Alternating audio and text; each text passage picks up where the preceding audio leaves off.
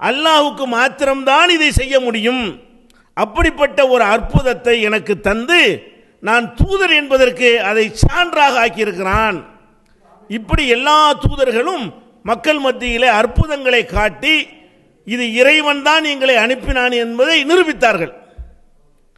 இப்ப திருமறை குர்ஆனை பொறுத்தவரை நபிகள் நாயகம் ஸல்லல்லாஹு அலைஹி வஸல்லம் அவர்கள் அல்லாஹ்வுடைய தூதர் என்று சொன்னார்களே, அந்த மக்களை பொறுத்தவரை அவர்கள் சில அற்புதங்களை நிகழ்த்தி காட்டி நான் தான் இறை தூதர் என்று நிரூபித்து இருந்தாலும் இன்றைக்கு வாழ்கிற மக்களுக்கு எப்படி அதை நம்புவது?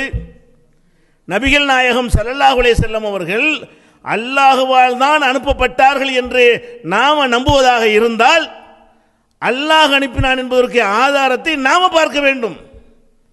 நம் கண் முன்னால் கொண்டு வந்து காட்டி இதோ பார், இது அல்லாஹ் தான் அனுப்பியிருக்கிறான் என்னை என்று சொல்ல வேண்டும். நபிகள் நாயகம் ஸல்லல்லாஹு அலைஹி வஸல்லம் மரணித்து விட்டார்கள். அவர்கள் நம்முடைய காலத்தில் வாழவில்லை. அவர்களை நாம் பார்க்கவில்லை. அவர்களுடைய போதனைகளை செவியுறவில்லை. அவர்கள் வாழும்போது நிகழ்த்தி காட்டிய அல்லாஹ்வுடைய அனுமதியோடு நிகழ்த்தி காட்டிய அந்த அற்புதங்களை நாம் பார்க்கவில்லை. இப்போ இது அல்லாஹ் தான் கொடுத்தான் எப்படி நம்புறது? முகமது நபியை அல்லாஹ் தான் தூதராக தேர்வு செய்து அனுப்பினான்.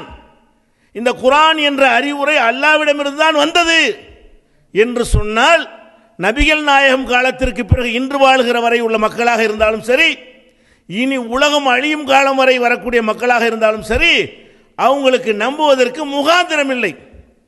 அறிவுபூர்வமாக சிந்தித்து பார்த்தால் எப்படி நம்புவது? இந்த சந்தேகத்திற்கு தான் நபிகள் நாயகம் ஸல்லல்லாஹு அலைஹி வஸல்லம் சொன்னார்கள், ஒவ்வொரு இறை தூதரும் ஒரு அற்புதத்தோடு உலகத்திற்கு அனுப்பப்படுகிறார்.